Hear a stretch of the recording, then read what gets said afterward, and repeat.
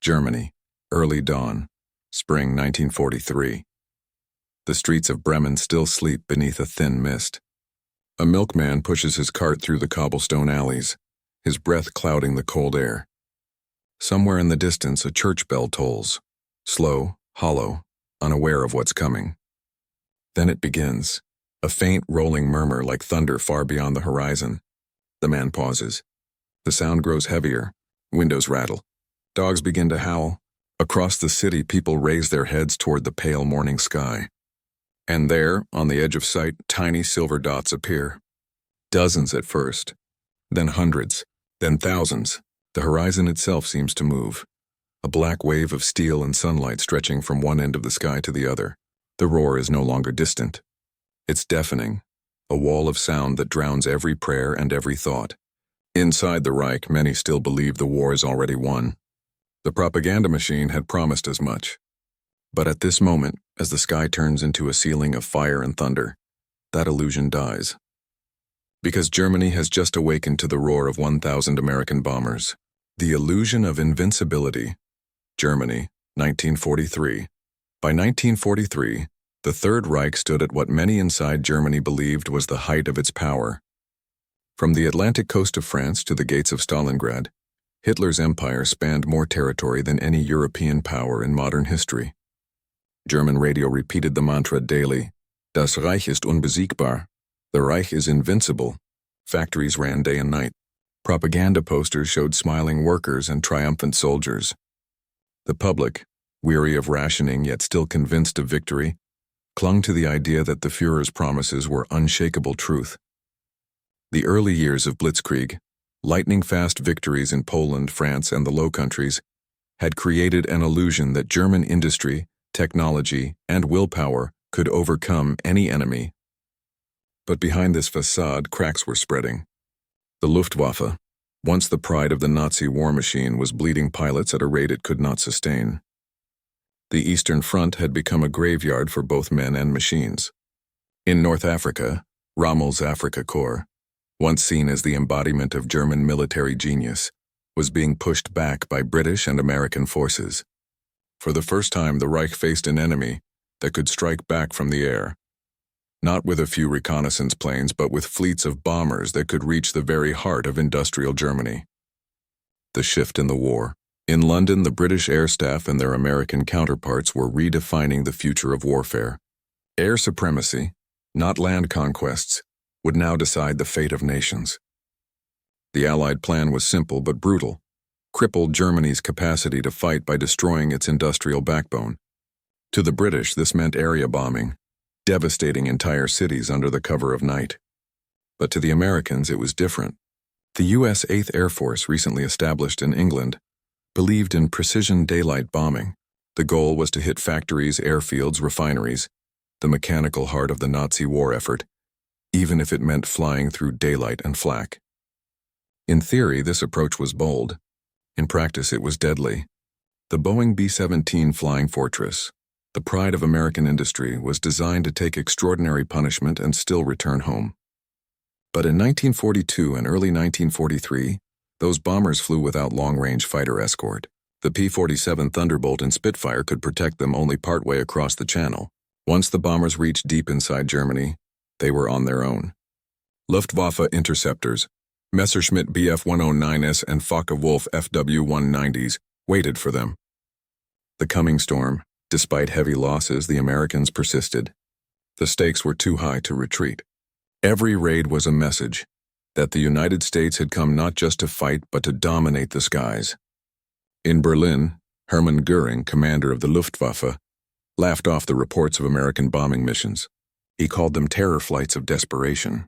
He assured the German public that no enemy bomber would ever reach the Reich's capital. He was wrong.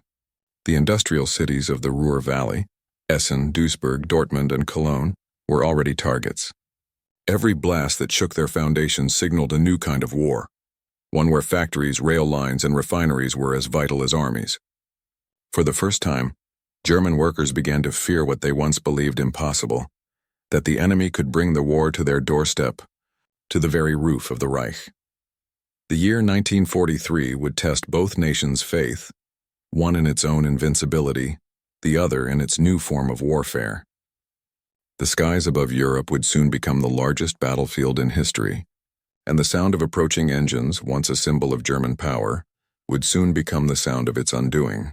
Forging the sword of the skies, the 8th Air Force and Operation Point Blank. Across the English countryside, new airfields were rising faster than anyone could count.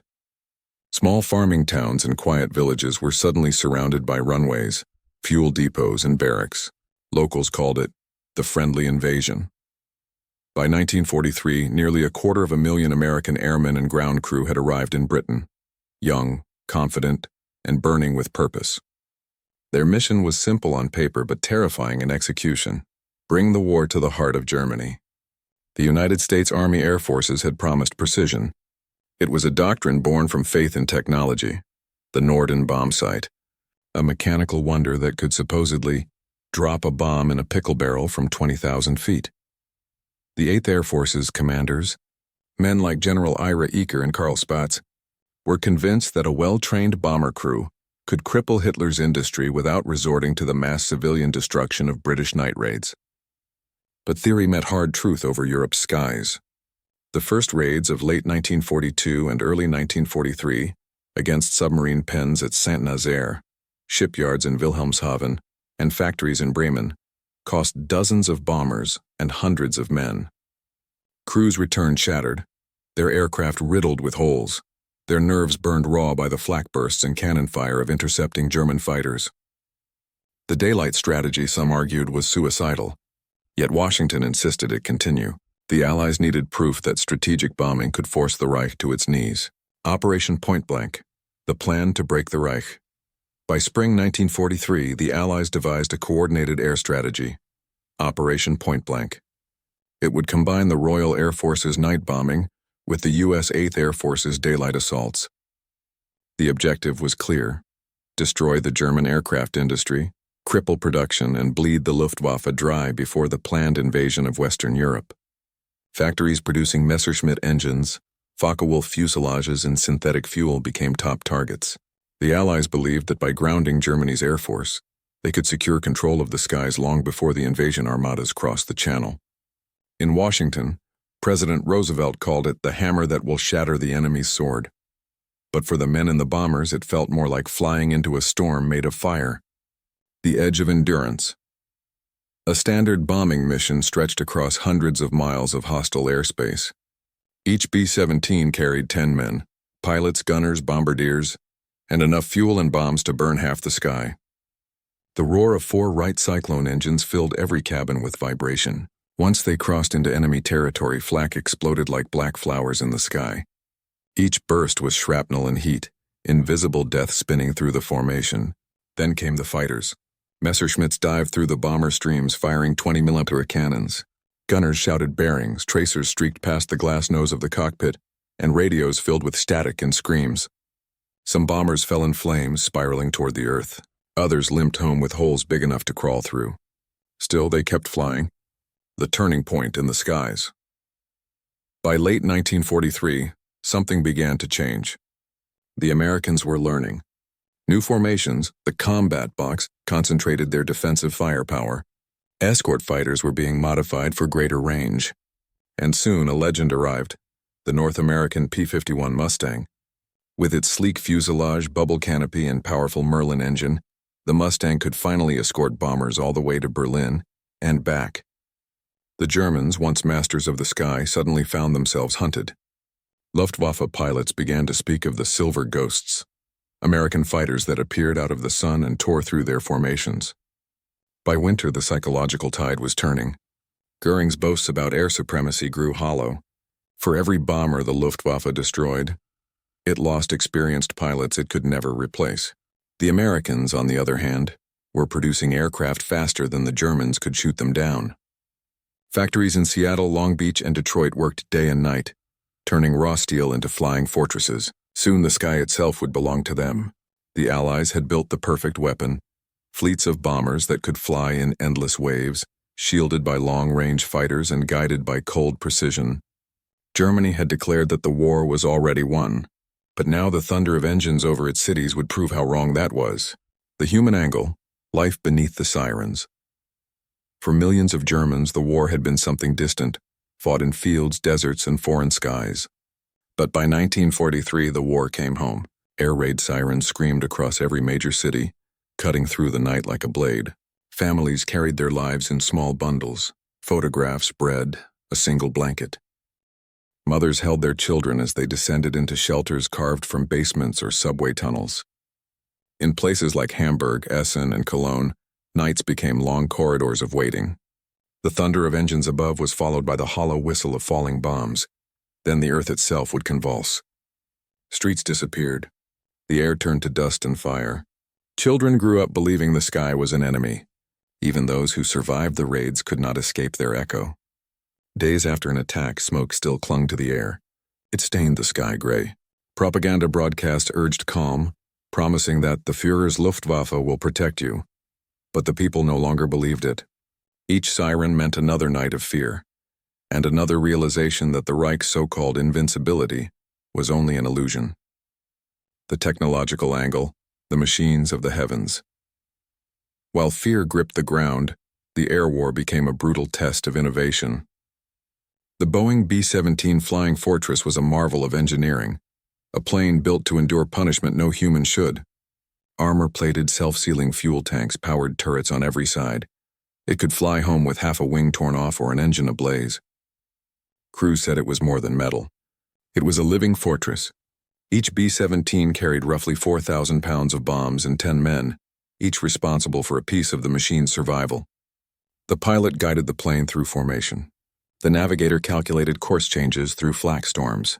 The bombardier stared through the Norden bomb sight, trusting its gyroscopes and optics to deliver accuracy at 25,000 feet. The Luftwaffe, too, adapted. Their Focke-Wulf FW-190s were faster, heavier, and deadlier than the early Messerschmitts. They learned to attack from above or from the head-on position, where bomber gunners had the least defense. They developed Schräge Musik, upward-firing cannons mounted at angles to shoot into bomber bellies at night. It became a war of steel and math, of angles, armor, and altitude. Every improvement was met with a counter. Every advantage faded as quickly as it came, but the Americans had something the Germans were running out of: time and resources. Their factories produced planes faster than the Luftwaffe could destroy them. Each loss to the Americans was a number. Each loss to the Germans was a veteran. By the end of 1943, technology had begun to favor the Allies, and technology in this war meant life. The tactical angle, formation, fire, and sacrifice from the ground. A bomber formation looked like a slow-moving cloud of silver. From inside, it was chaos disciplined into order. The combat box was a three-dimensional fortress of flying metal. Dozens of bombers arranged themselves in a precise grid, each protecting the other with interlocking arcs of machine gun fire. The lead ship carried the formation's navigator and bombardier, while those behind aligned their drops to his sight. Radio silence was absolute. Communication came through hand signals, colored flares, and instinct. Once over the target, the entire formation became a single machine, every plane releasing its payload within seconds of the leader. It was a choreography of death and precision. But precision was a fragile thing. A single flak burst could tear through formation, scattering planes and exposing them to the wolves. Luftwaffe fighters that waited like sharks for a broken bomber. Crews learned to fly through fire. "Stay in formation," commander said, "and you live." Many did. Many didn't. For the Germans below, it seemed endless, like a tide that never stopped coming. For the men above, it was eternity compressed into minutes. A mission to Schweinfurt or Regensburg could take 10 hours. 10 hours of frozen oxygen masks, sweat-soaked gloves, and the scream of engines. 10 hours between life and falling through the clouds in flames. The skies over Europe had become both cathedral and graveyard. Every raid was a test of human endurance, mechanical brilliance, and tactical nerve. And as each wave of bombers crossed the channel, Germany began to realize something profound. This was not just a battle for land or borders. It was a battle for the future of warfare itself. The age of the air war had arrived. The leadership angle, command from the skies. From the command centers in England, men like Generals Ira Eaker and Karl Spaatz stared at wall-sized maps covered with pins, arrows, and red circles, each one a target deep inside occupied Europe. Every line represented risk. Every circle represented men who might not return. To them, the war was not abstract. It was arithmetic written in fire. Eaker, commander of the 8th Air Force, was a visionary but also a realist. He believed daylight precision bombing could shorten the war, but he also knew it came at a terrible price. Every time a formation took off, he counted the hours until they returned. The silence on the radio heavier than the noise of engines. Spatz, overseeing the entire strategic bombing campaign, faced an even colder truth. He knew the Allies were entering uncharted moral territory, a war where civilians would inevitably die not by accident but by calculation. To destroy a machine, he once said, you must destroy the men who run it. The British, led by Air Chief Marshal Arthur Harris, had already accepted this logic. Harris, known to his men as Bomber Harris, was blunt. The Nazis entered this war under the rather childish delusion that they were going to bomb everyone else, and nobody was going to bomb them. The Americans hesitated less and less with each raid. By mid-1943, idealism was giving way to necessity. Germany's cities had become both fortress and factory, and in total war there was no line left to cross. The enemy angle, the fall of Göring's Luftwaffe. For Hermann Göring, the Reichsmarschall of the Luftwaffe, the air war was not only a battle, it was his personal empire. Once a flying ace in the Great War, Göring had built the Luftwaffe into one of the most formidable air forces in the world. In the early years it seemed unstoppable. Poland, Norway, France, Crete. Each victory fueled the myth of German air superiority. By 1943, that myth was collapsing. Every week, reports landed on Göring's desk detailing staggering losses. Factories in the Ruhr were hit repeatedly. Fuel depots and ball-bearing plants were reduced to rubble. The Luftwaffe could still fight but not recover. Worse, Göring's pride was being mocked by his own men. Pilots whispered bitter jokes. If Göring says no enemy bomber will reach Berlin, we'll have to build them runways. The Luftwaffe's tactics became desperate. Young, barely trained pilots were thrown into the sky against entire bomber formations. Jet prototypes like the Me-262 were promised as miracle weapons, but too few and too late. By the time the Allied raids reached Berlin itself, Göring's once proud organization was a shadow. Its elite squadrons, the Jagdgeschwader, were losing faster than they could regroup. The sky that once belonged to Germany was slipping from its grasp, one bombing run at a time. To the ordinary German soldier and citizen, Göring's speeches sounded hollow. The man who had sworn to protect the Reich's skies had failed, and the failure was visible every night, written in fire across the cities of the fatherland. The moral angle, fire from heaven. In war, morality often becomes a casualty long before peace returns. The Allied bombing of Germany was no exception. At first, the Americans drew a moral distinction. They would strike military and industrial targets only. Their bombs would fall on steel, not on souls. But the truth of war is that steel and souls share the same streets. A factory stood beside a hospital. A train yard ran past a row of homes. When the bombs fell from 25,000 feet, wind, weather, and human error turned precision into probability. Entire districts vanished. The British called it dehousing, destroying entire neighborhoods to break morale. The Americans called it strategic necessity. Historians would later call it by its true name, terror from the air. Yet for those fighting the Nazis, the calculus felt justified. Germany had unleashed blitzkrieg upon the world, bombed London, Rotterdam, and Warsaw without mercy. To many Allied commanders, what they were doing was not vengeance, and it was inevitability. Still, among the crews, doubt crept in. Some bombardiers confessed in letters home that they saw not factories but cities full of people who had no choice in the madness of their leaders. It was a paradox of total war. The more precise the machine of destruction became, the less precise its consequences were. The Allied air campaign had begun as an idea, a way to cripple a tyrant's war machine through reasoned calculation. But by 1944 it had become something far larger and darker. A storm without a face where morality and strategy blurred into the same gray smoke rising from 1,000 burning towns. Still, to the men flying through flak and fire, the mission never changed. Endure, reach the target. Return home. Because only by dominating the skies could they open the road to liberation on the ground. Before dawn, the airfields of eastern England roared to life. Engines coughed and thundered as mechanics in oil-streaked overalls worked under floodlights. Rows of B-17 flying fortresses stood wingtip to wingtip, their silver skins gleaming beneath the morning mist. Crews climbed aboard, some silent, some joking nervously to mask the fear in their eyes. Each man knew this would be no ordinary mission. The target was twofold: the ball-bearing plants at Schweinfurt and the Messerschmitt aircraft factories at Regensburg. Together they formed the beating mechanical heart of the Reich's war industry. Destroy them, and the Luftwaffe would begin to suffocate. But the Germans knew it too. The launch. At precisely 6 a.m., the first formations lifted off. Hundreds of bombers filled the English skies, forming vast geometries of motion, diamonds, echelons, boxes, each designed to shield the other. From the ground, the rising columns of vapor trails looked like pale scars stretching toward the continent. German radar stations along the French coast caught them almost instantly.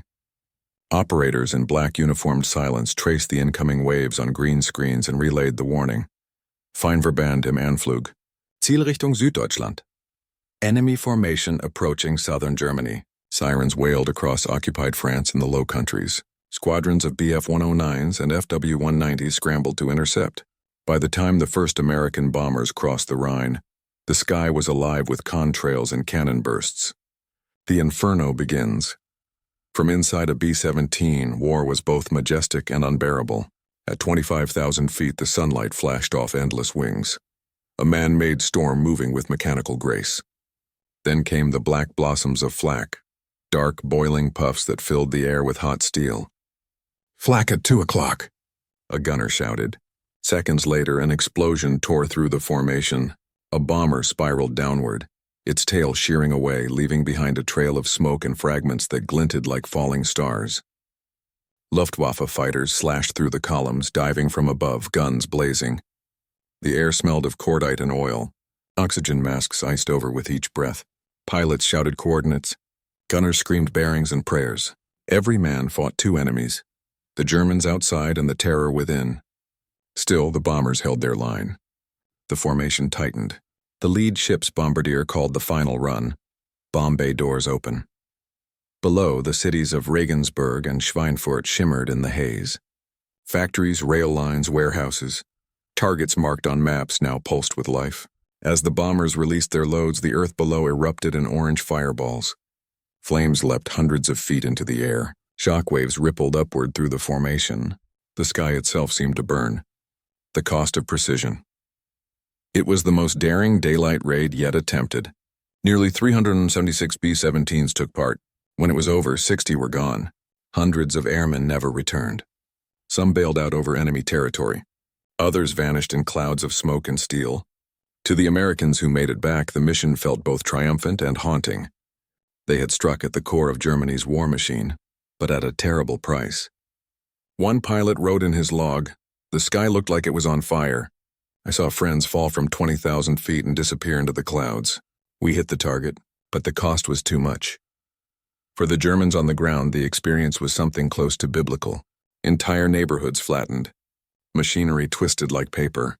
Civilians dug through rubble, searching for what was left of their world. To them, the sound of engines had become the sound of doom. The 1,000-bomber vision. Though the Schweinfurt-Regensburg raid was only one strike, it symbolized what was coming. The Allies had proven they could send hundreds of bombers across the continent, and soon they would send 1,000. By the winter of 1943, missions of 700, 800, and even 1,000 bombers became routine. Operation Gomorrah over Hamburg had already demonstrated what that scale could do. 45,000 dead in a single week. Entire districts turned to ash. The roar of 1,000 bombers was unlike anything the world had ever heard. A rolling thunder that could be felt through the bones, a storm that erased horizons. From Berlin to the Ruhr, no city slept in peace again. For the first time in the war, Germany looked upward not with pride but with fear. The Reich that once declared it ruled the skies now watched those same skies become its executioner. And yet, the most decisive raid, the one that would break Goering's illusion completely, was still to come. The survivors returned to England one by one, engines sputtering, wings shredded, fuel gone. The runways of East Anglia filled with the ghosts of men who had left in formation and returned in fragments. Ambulances lined the tarmac. Medics carried limp bodies from gun turrets and blood-soaked cockpits. Mechanics stared at the aircraft speechless. Some planes landed on 3 engines, others on 2, and a few with entire tails missing. One B-17, aptly named Hang the Expense, returned with over 600 bullet holes. Another's pilot had been killed, and the co-pilot, barely conscious from loss of blood, landed it blind. That night, the 8th Air Force recorded 600 men missing or killed. The cost was staggering.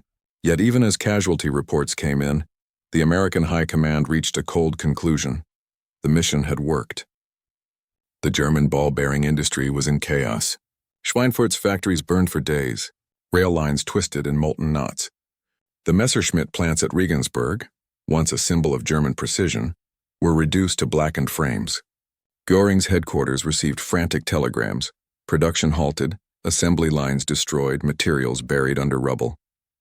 For the first time since the war began, Hitler's inner circle began to doubt whether the Luftwaffe could still defend the Reich. The death spiral of the Luftwaffe. Göring's fury was volcanic. He ranted before his officers, pounding his fists on the table. "Where were our fighters?" he shouted. "Why were the bombers allowed to strike unopposed?" But his generals had no answers that could satisfy him. The truth was simple. The Luftwaffe could no longer be everywhere at once. It had bled out its best men over Stalingrad, over Tunisia, over Sicily. Every skilled pilot shot down over Schweinfurt was irreplaceable. Meanwhile, the Allies were learning faster than the Germans could react. Their formations grew tighter, their escort range longer. The P-47 Thunderbolt was being pushed to its limits. The P-51 Mustang was just weeks away from changing the balance forever. Luftwaffe squadrons tried new tactics: massed frontal assaults, rocket attacks, ramming runs. But each failed to stem the tide.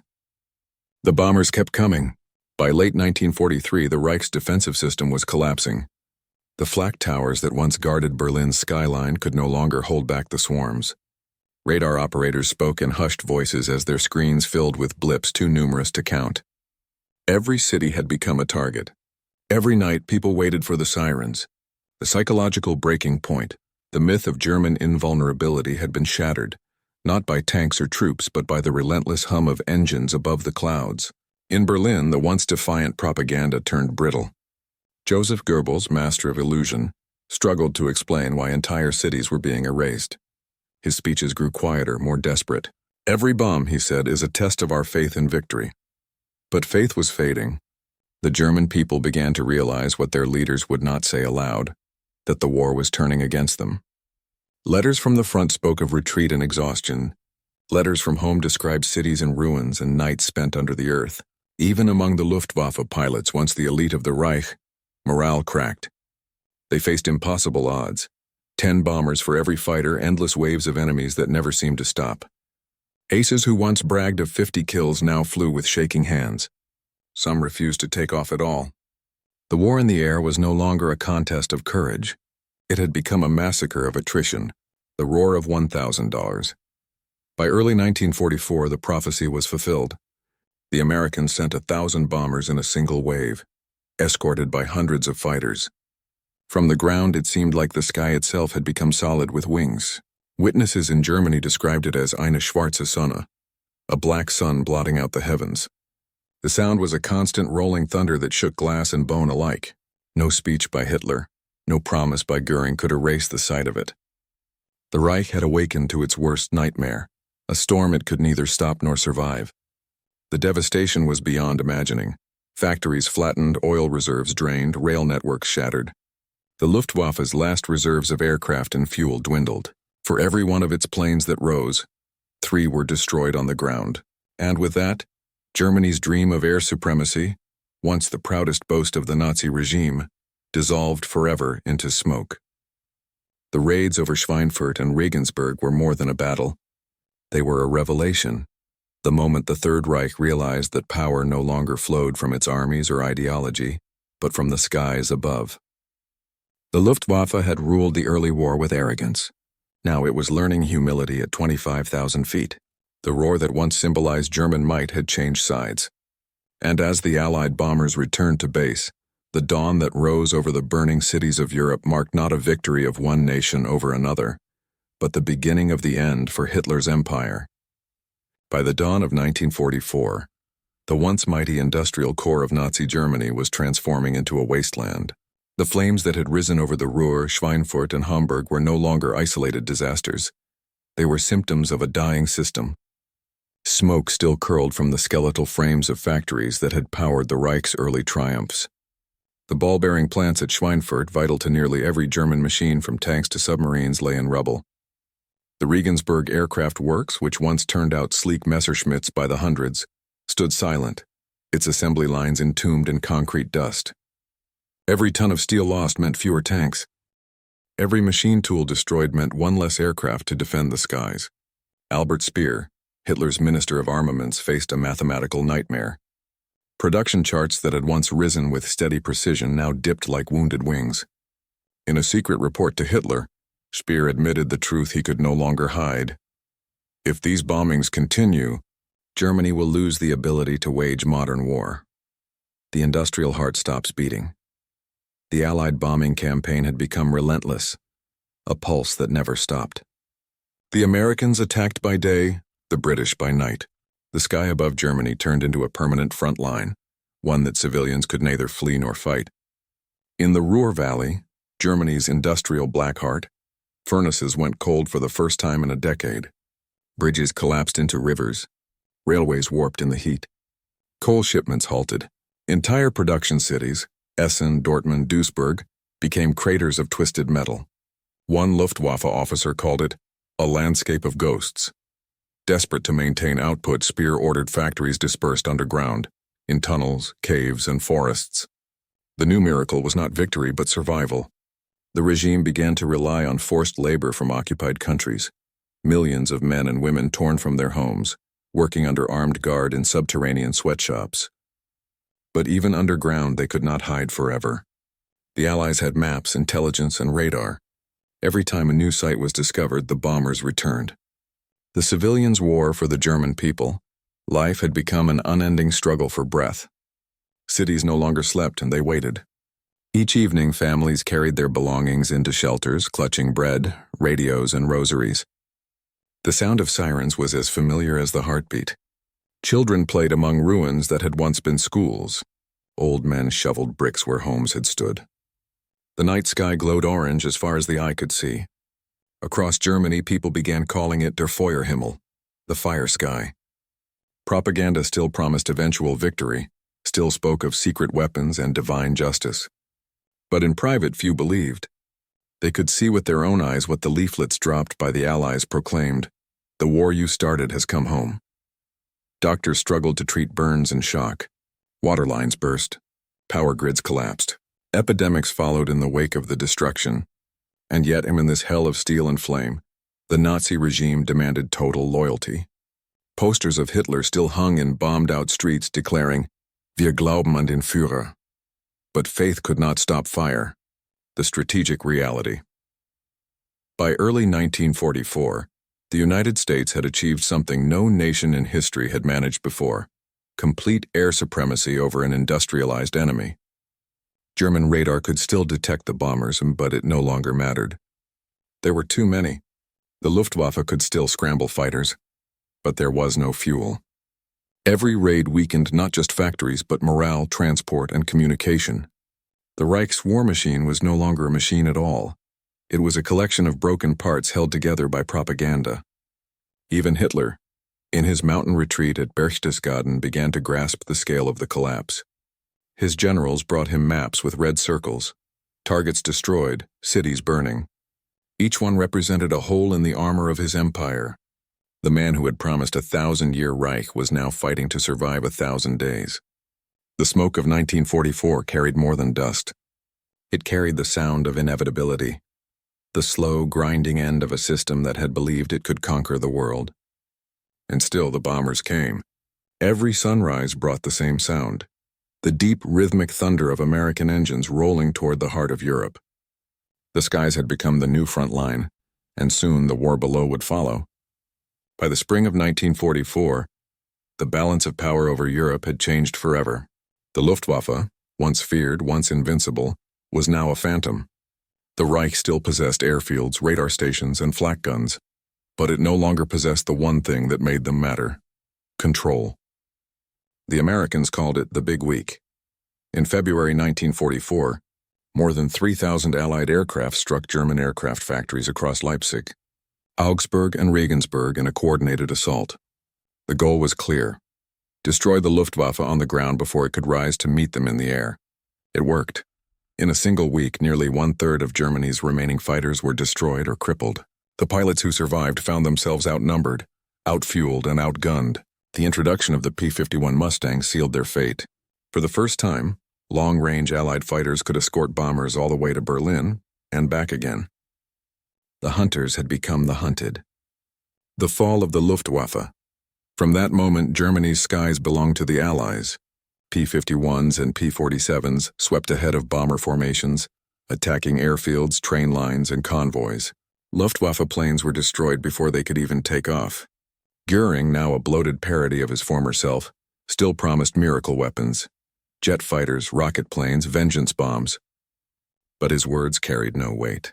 His air force existed mostly on paper. By mid-1944, Germany's pilots were boys, teenagers with barely a dozen hours of flight time. They faced seasoned Allied aces with years of combat experience. The result was predictable and merciless. Those who flew against the bomber streams called it self-slaughter. Some Luftwaffe officers wept openly as they watched their squadrons vanish. From Berlin to Munich, from Vienna to Cologne, the air war was over. The Reich simply refused to admit it. The road to invasion. While German industry burned, Allied planners turned their eyes to France. The strategic bombing campaign had been more than vengeance, it was preparation. The destruction of Germany's oil fields, rail networks, and air defenses had a single purpose: to clear the way for an invasion of Western Europe. The logic was ruthless. Before a single Allied soldier set foot on a French beach, the sky had to be theirs. By June 1944, that objective was complete. The Luftwaffe could muster only scattered resistance. Allied bombers roamed at will, striking bridges, fuel depots, and coastal batteries. When D-Day came on June 6th, the skies above Normandy belonged entirely to the Allies. As Eisenhower's armada crossed the Channel, bombers hammered German reinforcements and supply lines. Paratroopers dropped from planes unmolested. In the words of one Luftwaffe colonel, "We watched the invasion from the ground. We could not even take off." The dream of Hitler's Fortress Europe had died before the first tank rolled onto the sand. Fire and consequence. By late 1944, the air war had reached its most devastating form. Allied bombers, now flying with impunity, leveled entire cities: Dresden, Kassel, Darmstadt. Some raids were strategic. Others were symbolic. The devastation was biblical. Dresden burned for 2 days, its oxygen pulled from the streets in a single firestorm. Tens of thousands perished. Even among the Allies, questions began to rise. Was such destruction necessary? Could victory justify annihilation? But war, once unleashed, rarely offers clarity. The American generals called it the price of peace.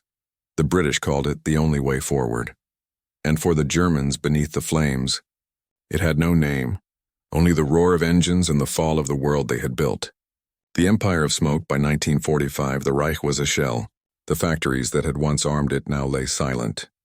The trains that had carried its armies lay rusting on twisted rails. The very cities that had defined its pride, Berlin, Hamburg, Cologne, were reduced to landscapes of ash. When the Red Army crossed the Oder and the Americans the Rhine, resistance crumbled not only from exhaustion, but from disbelief. The war Germany had begun with thunder, and triumph had ended in silence and ruin. Above it all, the contrails of Allied bombers still stretched across the sky, the new symbol of power in the modern world. The roar that had once terrified German cities now signaled liberation to the world. It marked the moment when machines replaced empires and air power became the new language of war. The Reich had promised to last 1,000 years. It could not survive 1,000 bombers. When the last siren faded and the ashes cooled, Europe looked upward again, but now with silence, not fear. The sky that had once rained destruction became, in time, a mirror of humanity's contradictions. Its brilliance, its arrogance, its capacity for creation and annihilation alike. The Allied air campaign had proven more than the strength of machines. It revealed the fragility of human certainty. Germany's leaders had believed that technology, ideology, and will could make them untouchable. They built their empire on steel, and steel became their undoing. For the men who flew the bombers, victory came with no joy. They had seen too much. Cities erased, lives extinguished in seconds. Many returned home as heroes, yet woke at night to the echo of engines and the glow of burning towns. History would remember their courage, but also their burden. The Germans who endured the bombings carried another truth: that war, once unleashed, devours not just soldiers, but the soul of a nation. They had believed in invincibility. They learned humility through ruin, and for the world that watched, the skies of World War II marked a new era, where wars would no longer be fought only on the ground, but from horizons unseen.